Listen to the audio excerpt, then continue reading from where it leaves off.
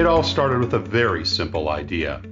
Tell the stories of how successful middle market CEOs made it to the corner office. I'm Brant Handley, founder and managing director of Resource Options International, or ROI. We're the USA's premier executive search firm focused exclusively on empowering middle market companies to attract, hire, and retain A players while transforming top executives' careers and lives. ROI's Into the Corner office is dedicated to discovering how middle market CEOs advance their career, and we're making these remarkable and sometimes quite unbelievable stories available to you for the very first time. Listen and learn about the challenges they've overcome, the interesting people they've met along the way, and the lessons learned that steered these executives' unique journey into a middle market corner office of their own. I know you enjoy these CEO stories as much as I've enjoyed recording them, so thank you for listening today. And if you like what you've heard, rate us on iTunes or wherever you get your podcasts. I'm looking forward to you joining me on the next great middle market CEO adventure into the corner office.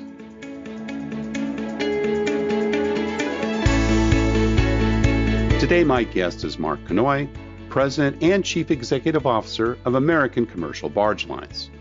Prior to joining ACBL, Mark was the president of AEP River Operations, which was ultimately purchased by ACBL during his tenure. Mark began his career in 1973 working aboard towboats on the inland waterways as a deckhand and then as a captain. Today, he serves as a director of the Corps of Engineers Inland Waterway Users Board, a Board of Trustees member for both the Coast Guard Foundation and the Seamen's Church Institute and its Center for Maritime Education and Ministry on the Water.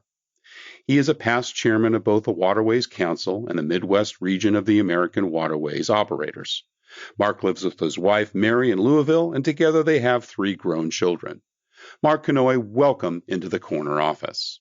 Yeah, thanks for having me, Brian. Great to have you here. And we were just talking a few minutes ago about the COVID impact, and both you and I have kind of been spared a lot of it. In fact, if anything, it sounds like you're ramping up for more business. I've been busier as ever. We're about 3 months in as this recording is being made. But how are you holding up personally? Have you got, adult kids that have come back and sanctioned themselves at home, as so many of us have, or you and your wife enjoying maybe a little bit of freedom for you not traveling as much, which I understand to be true? Yeah, well, we're empty nesters, and not that I'm counting, but it's been 11 weeks since I hit the road. I'm normally sleeping in some other bed 3 nights a week, and my wife and I have looked back. We've been married 40 years, and this is the longest stretch of time we've ever been together, and so I'm not sure how long that will last.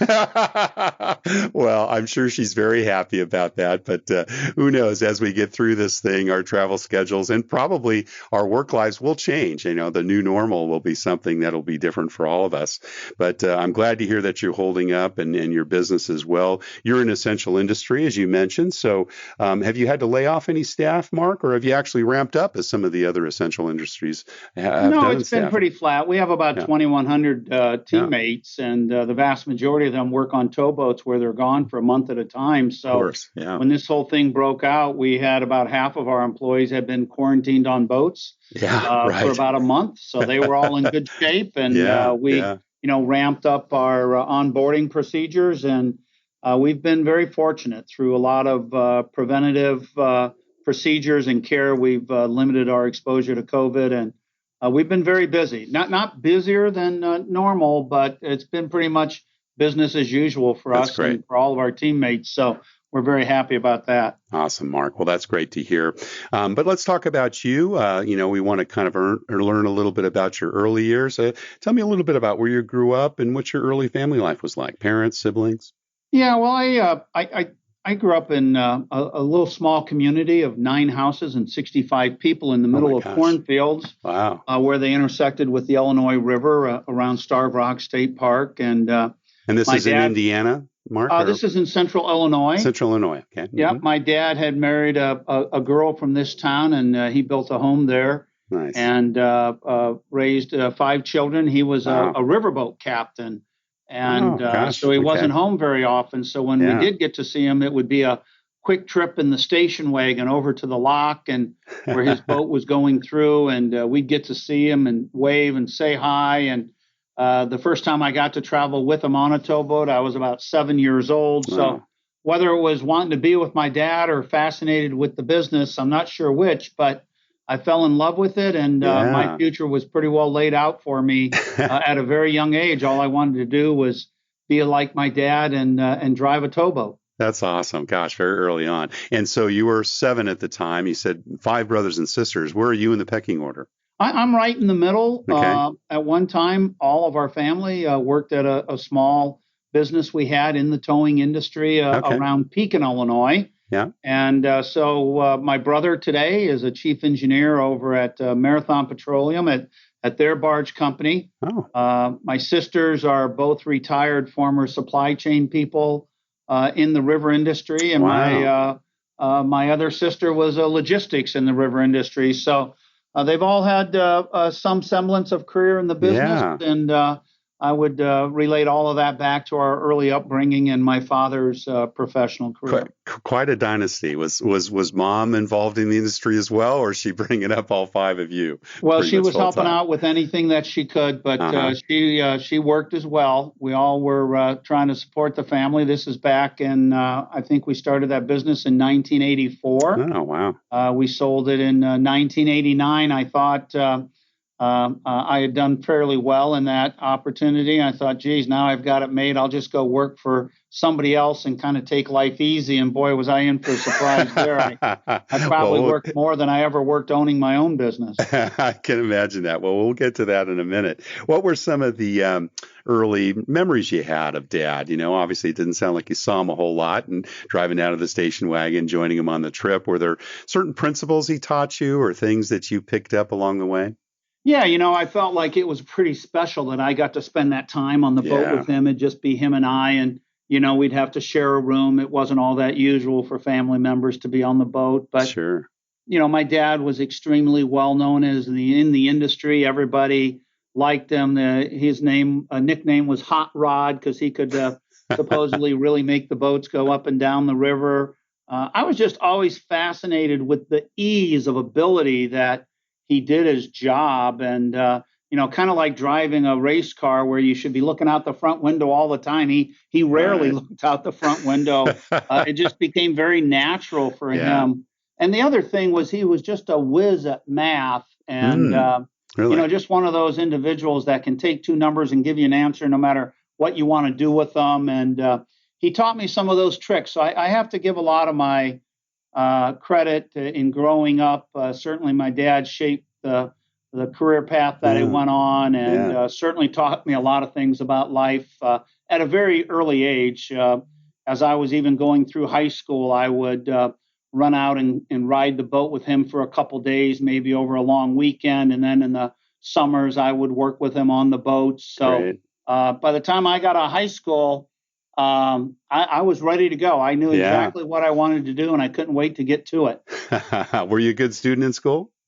Yeah, I think so. We raised 3 children, my wife and I, and they've all done extremely well. They're all now, young adults and fully employed and trying to start families. But I remember, their education was so much different than ours, and they ended up in talented and gifted programs. And growing up in a little small community, a consolidated high school of 150 kids in total, just seemed like we probably got less of an education than what we wished we would. So I got in a fair amount of just mischief trouble as a student.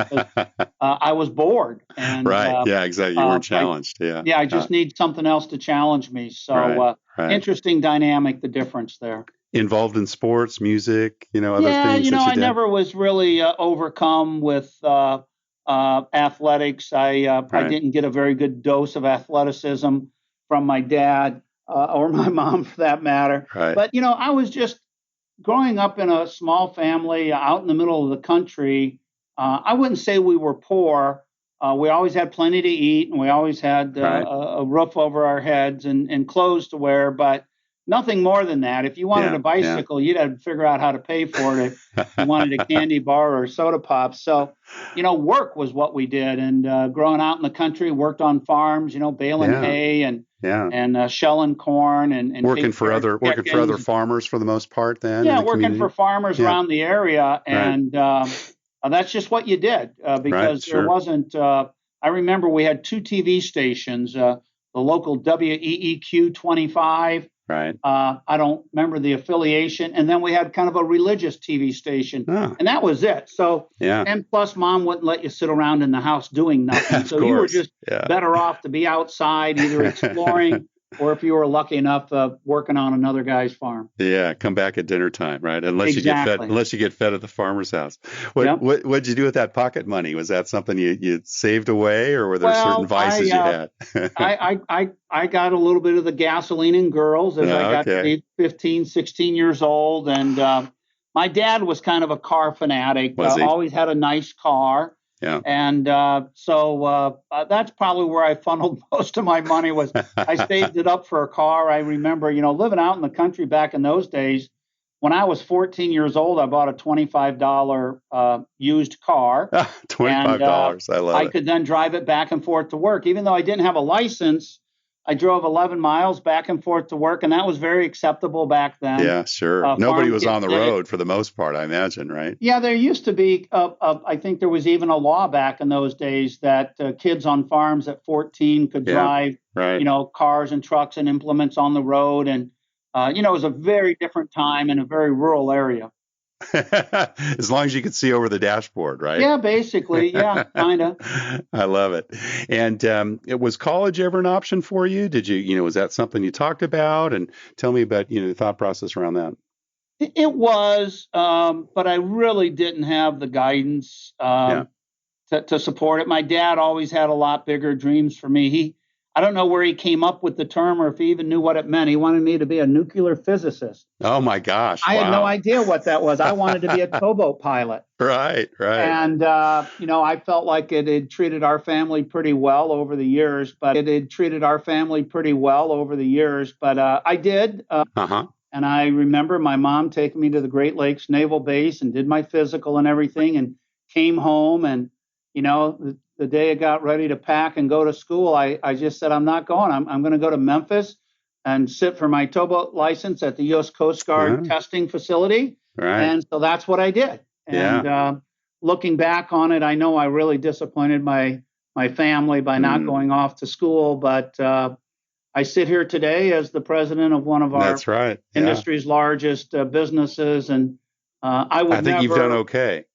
I have, but I would never advise anybody else to do that. The lessons I've learned in business have been, the most memorable, but I could have started off with much better education. And anybody that's listening to this, I would strongly encourage the value of education. I think I've sent 3 children through college now, and it's a wide variety of cost.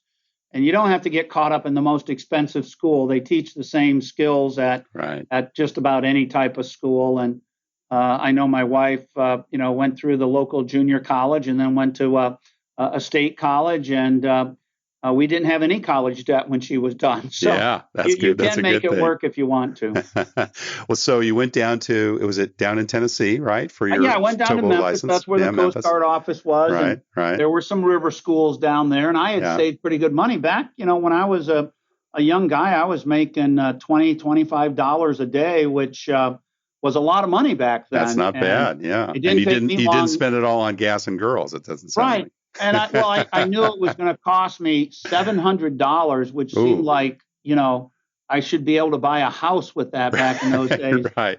And so I had to save up $700, and it was a 1-week class on rules of the road in the maritime industry, and had to have a hotel room and a few meals. And I left there a week later, 19 years and 7 days old, and went and got on a towboat. That's great. So literally right out from Memphis, or where was your first job? Actually, on my way home, I got a call and said, if you could be in Hennepin, Illinois tomorrow, we'll put you to work. And that was my first job, and I was there. So, well, that's pretty immediate results, right? Yeah, that's great. It's this is a cottage industry, and it still is today. Right. And I hate to refer to history, but, back in the late 70s and early 80s, Regulatory issues were something we'd never really heard of even. Right. HR, we didn't even know what that word meant. Yeah.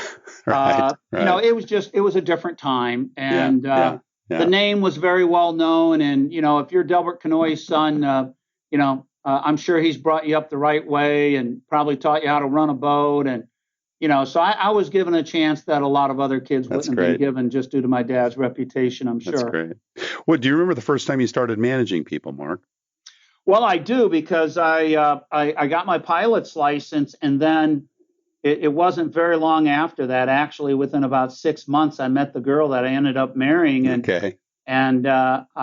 we started to date, and she knew a little bit about what I did, but not totally. And so when I told her I would be gone a month and home a month and gone a month and home a month, she's like, well, that didn't sound all that appealing to her. And yeah, I can imagine. He was important enough to me that I said, well, then let me find a job in our industry where I could be home. Oh, right. And so I took a demotion, took a cut in pay, and worked in a local, what they call a harbor service, a fleeting.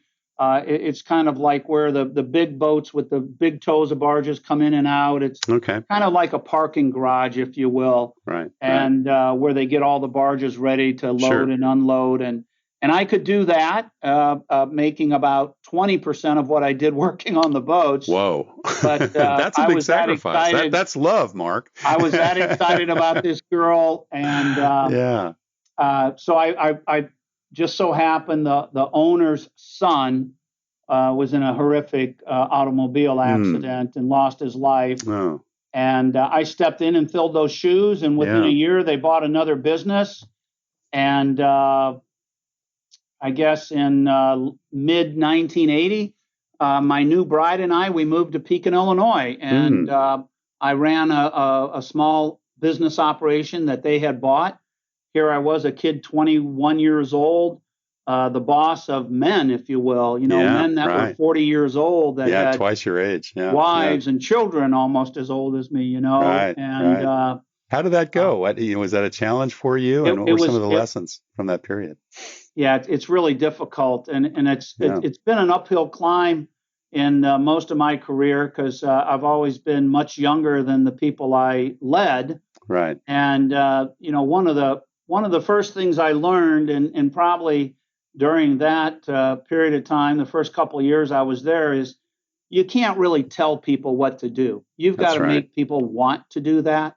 Yeah. And it's best to not share ideas. It's to get them to create their own ideas. And it was how to. I didn't call it this then, but today my mantra, and it has been for a long time, is you manage processes, but you have to lead people, and you've got to make people want to do what it is that you want them to do versus telling them. And I learned that early on, because there was no way that I had the respect of my, those that I was supervising. I was just a kid, if you will. Sure. And so I had to figure out how to incentivize them to do the things that we needed to do. Right. And so I eventually figured out if it was their idea, they were always willing to do it. So, you just start to prime the pump with some ideas, and pretty soon you kind of, lead them along the path of where you want them to go. And before long, they come up with the idea, and bingo. That's it. All of a sudden, things start to happen. I think that was a revelation for me early on, because they would just as soon, this was a little bit in the Wild West back then, that they just soon whip you as maybe, do what you told them to do. Did you have some favorite bosses and mentors along the way, folks that you looked up to? Can you talk about some of those? Yeah, a lot, excluding my dad, which I don't exclude for that reason. I mean, he was probably my largest. But I've been very fortunate to have a handful of mentors in my life, both in career and personally. And unfortunately, a couple of them have passed away. But teach you the real values. And I think in any business, when you get down to it, what you ultimately learn is it's all about the people. Right. You really can't do anything without their support. And it took a while, it's easy to rule with a heavy hand, but that energy that you get from people that they want to give, you can't really beat that out of them. They got to want to give that to you. Right. And so just, understanding more and more about people. And I think probably over the last 15 years, that's all I've really worked on is trying to better understand the psychology around getting people to follow versus telling. Right. And I think that's really what's separated my success in my career is leading people through opportunities versus managing them. Yeah. Awesome. I think you manage pieces. You lead people. You got to figure that out. Right. Well, Mark, we know that you're president and CEO of ACBL. However, you spent, about 18 years, I think, with AEP River Operations now, and you ended up as president there before you moved on. Tell us a little bit about that career. Is that where you started as a tugboat operator, or was that your first management job? How did you get started at AEP? So we had the business I told you about that I ran in 1980. 4 years later. That was the family business, correct? Yeah. Well, it belonged to my employer, and then 4 years later we bought them out and created this family business, and we had that for about 5 years. We sold it. My father retired. My siblings went their separate ways, and I went to work for a larger barge line and moved to St. Louis, Missouri, and started there in sales. And I wasn't very accustomed to working for other people. And so it became clear to me immediately that if I wanted to be there, I really needed to be the president because I didn't like people telling me what to do. And so I remember within about the first week, and I knew the president of the company very well. He had recruited me, and I'd actually sold a little piece of the business to them as we sold it off. And I went there to, help them integrate it and run that part of the business. And he says, well, what do you think you'll do here? I said, well, I would hope that I have your job within 10 years.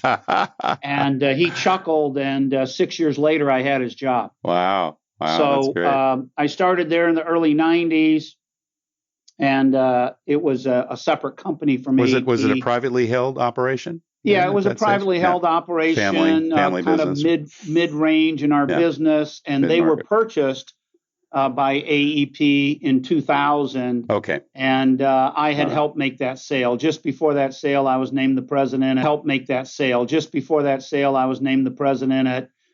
And then they were acquired by AEP. And when AEP acquired it, they asked me to take on the leadership position then as well. Yeah. Very interesting career, learned a lot. I've always, not always, but, for the last 20 years, led somewhere around a couple thousand people. I've enjoyed it every single day. Well, you left there in mid 2011. Now, did you join ACBL at that time? Did you come in as president CEO, or tell us about that transition? Well, I did. ACBL was a publicly traded company. It was taken private by a private equity firm, and that private equity firm recruited me to come over and run it. And the time they were, taking this company private and looking for a management team, our youngest went off to college. So I found my wife and I as empty nesters, and said, I think I've got one more big push left in me.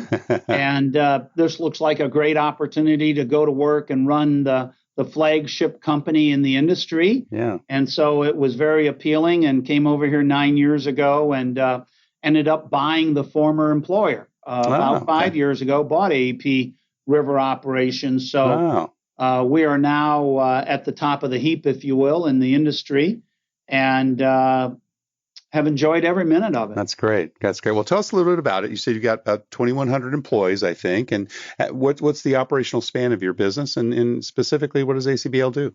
Yeah, so we basically move very high volume cargoes along the waterways, cargoes that can't really be moved any other way. So as an example, a coal generating station burns the equivalent of 1,000 truckloads of coal every day, which wouldn't be a very practical delivery method. So we move that in there by barge. So we move all the things that bring you pleasure in life, but not that exact item. So we help generate the electricity. We move the energy. We deliver the gasoline that goes to the gas station that goes into your car. We deliver the ores and alloys that make the steel, and then we deliver the steel to the automaker that makes the cars or to the appliance manufacturer. We're also a big import-export business, move a lot of agricultural products to the world market. So we travel up and down about 12,000 miles of inland waterways from all along the Gulf Coast, from Texas to Florida, and then up through the Midwest and the breadbasket to Chicago and Minneapolis and the industrial Ohio River up to Pittsburgh. So we're basically a transportation company that moves things in a barge that's the equivalent of about 100 truckloads at a time. Yeah, great. And only in the internal riverways of America. You don't go up into north to Canada or else down south, et cetera. You're only domestic? Yes, we are. And, you know, in the world, many people don't know this, but one of the reasons our economy is as strong as it is because of these river highways that made our transportation about a tenth of the cost of our global competitors. Wow. And is it cheaper than trucking, Mark? Is it cheaper than trucking mile for mile? Yeah. So our transportation generally is about generally about 25% of the cost of rail transportation and about 10% of the cost of truck transportation. My gosh. But keep in mind, we're going to bring you nearly 2,000 tons of something at a time. So unless you want the equivalent of 100 truckloads, we're not your type of transportation. You're not going to get that efficiency. We're not Amazon by any means. So it's always single order barges. In other words, if I was to arrange that and I had a business, you would only sell me space on that one barge. You don't do less than container loads, so to speak, with we don't. Different customers. But we would sell you as many barges as it takes to fill up a ship. So for an example, 50 barge loads go on a ship that then sails across the Atlantic Ocean. So we would give you enough barges to be the equivalent of a shipload of your product. We would do that as well. Awesome. Cool. How has your leadership evolved over time? You know, obviously from your humble beginnings and inspirations from 7 years old to now running, you know, a multi-million-dollar company. If you reflect back, what have been some of those changes, some of those styles that you think have evolved over that period of time? Well, you know, I think society has changed a lot just in general with the way that people are taken care of. I think that's probably the biggest change that I've seen in my career is in our industry. We now provide, you know, jobs where people can raise a family, a real living wage, if you will. Our guys starting out, you know, within 10 years, they'll be making $100,000 a year right out of high school. I'm really proud of the fact that we can provide a good living wage. You know, I think what happened is when I joined the first kind of major barge company, you're surrounded by people with a lot of different skill sets. And I was always interested in every piece of the company. And so I would go see the subject matter experts, maybe in finance or in HR or in risk management and operations and in sales. And I was always intrigued how it worked together. So I always had a lot of support to learn that. You know, you can learn so much by just listening. And I think that's a major skill that you learn over time. The better listener you become, generally the better leader you become. And so just absorbing all of that knowledge over the course of time. And then, you know, AEP, if people aren't familiar with American Electric Power, they're the largest generating company in the U.S. And, you know, they just have a tremendous amount of resources to learn about business and about people. And what I found is if you're willing to invest your own time, they were willing to invest in me. And so I was just exposed to a tremendous amount of resources. And as I mentioned, some really, really strong coaching and mentors. One of my best mentors ever was a gentleman by the name of Chuck Zabula over at AEP. You know, I've coined a lot of, or not coined, but captured a lot of his phrases and styles, and just moving between a couple of those companies and the different perspectives of what they had in their leadership styles help you out. And so in the end, we just combined a bunch of those. Our culture here is, we call it our $1 million path to success. Our mutual care, personal responsibility, agility, teamwork, and we just feel like people will do the job if you give them the resources and the opportunity to do it. Right. That's awesome. And how do you keep that culture alive? I mean, you've got a large organization. You probably have met most of the people, but they're diverse. They're out there for maybe days, weeks at a time. How do you go about keeping that culture alive? Well, I think first and foremost, it's transparency. We tell our teammates everything. We tell them the good things. We tell them the bad things. But probably more than anything is you surround yourself with leaders that have like-kind thinking. So my thinking goes through my COO, my CFO, my chief commercial officer. And, so it's pretty easy if you surround yourself with like-kind people when it comes to that. They transcend that culture down through the ranks. Yeah, that's great. And, you obviously do a lot of hiring and retaining of folks. You probably don't get involved much beyond the C-suite, but, what do you look for when you're making bets on the people you invest in? And, how do you interview and hire? Well, I think there's just, you have to have a couple characteristics that are just, beyond reproach. And those are all the kind that you might think about: honesty, integrity. And once you get beyond that, I think we're looking for leaders that have good people skills, because in the end, when you're in a company this size and you have these large roles, there's no way you can do it yourself. You've got to be able to lead people. So we're generally looking for good, solid leadership qualities that mirror our culture. Right. So I feel that we can take somebody that fits our culture and teach them subject matter expertise. So we generally look for somebody that's a good culture fit. Yeah. So if you had just about 5 or 10 minutes, maybe this is someone deeper in the organization, but, the hiring manager says, I really want Mark to meet this person. I think that he or she has got potential longer term, and this is an important hire for me. And, I'd love to have Mark interview this person. And, you don't have a whole lot of time. What would you focus in on and ask them? Well, I generally try to learn just a little bit about them individually, because that says so much about them. And, if you just ask an individual about their family, they'll go on forever. You just have to ask the right questions. Their favorite subject. I think the way people raise their family has a lot to do with how they'll lead their teams. And, we always ask those probing questions about, how did you react to, if you're in operations, maybe a serious injury or even a fatality, or how do you discipline individuals? How do you reward them?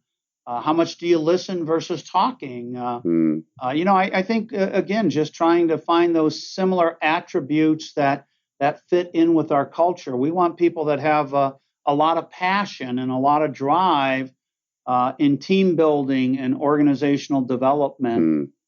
We just strongly believe that it takes a team to get it done. So we're generally looking for that cultural fit. Yeah, so important. Well, we're just about ready to wrap up. You've been so generous with your time, but a couple of final questions. We kind of started the conversation about COVID and the impact and how you've been blessed and how ROI's business has been blessed during this process. But, there's going to be a lot of changes ahead. And, just tell us a little bit about what impact do you think you'll see in a post-COVID world, particularly as it relates to your business, if any? Well, I think we've noticed two things. One, our people are working. Let me back up and just separate a little bit here between the people in the field who have continued to work in the field, doing the same jobs day in and day out. And that's probably 90% of the people that work here. In headquarters, we have about 180 people in headquarters. About 30 of us stayed here every day throughout the COVID. Mainly the planning team, if you will, so we could dispatch out, things that needed to be done. But I think what we found is that, we have a lot of dinosaurs, if you will, and our leadership aren't quite as tech savvy as some. And so we have always questioned whether or not people can really work from home. And I think what we have found out is not only can they work from home, they can be even more productive, yeah. And they can be happier. Yeah. And many of them feel like they've essentially gotten a raise through this process. They've saved all the commute time. They get up, right. They walk 10 feet to go to their home office.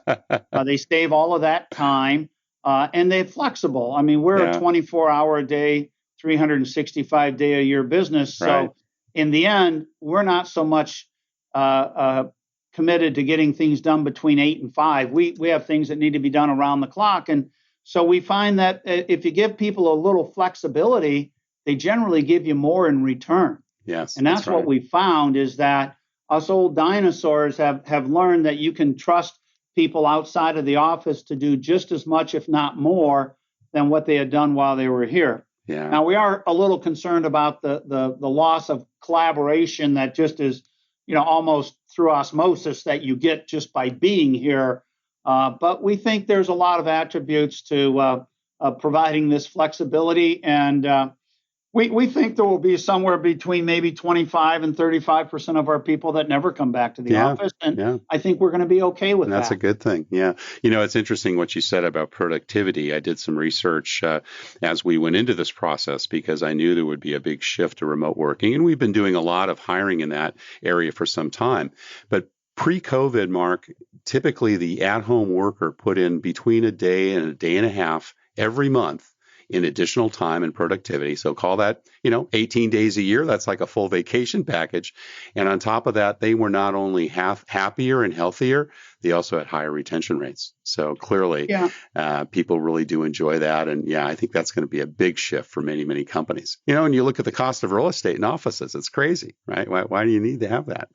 We face not a COVID national impact, but almost annually, we face a crisis along the Gulf Coast with a hurricane. So we're very exposed to hurricanes. You've read those stories. Sure. Katrina was by far the worst some number of years ago. But one of the things we learned during that event is if you'll help the people, if you'll help them take care of themselves and their family, they'll take care of the business for you. And that's exactly our approach with COVID is we're working really hard to take care of our people. Yeah. And when they don't have to worry about having a job and having a paycheck, they're paying us back in double in support and commitment and productivity. And I just think that's where people really miss the boat, no pun intended, to our business. But I really think that's where many leaders fail is they never give their employees, that's the first time I've used that word. I always call our folks teammates.